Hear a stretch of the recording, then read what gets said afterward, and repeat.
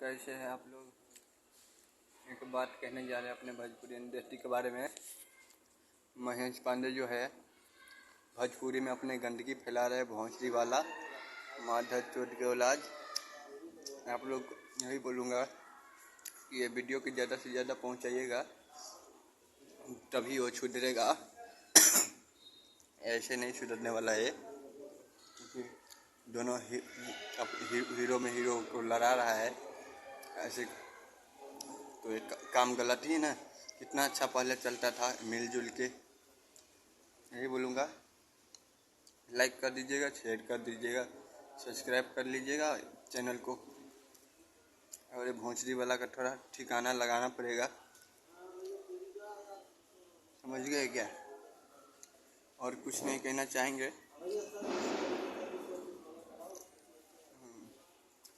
नमस्ते, जय हिंद, जय भारत।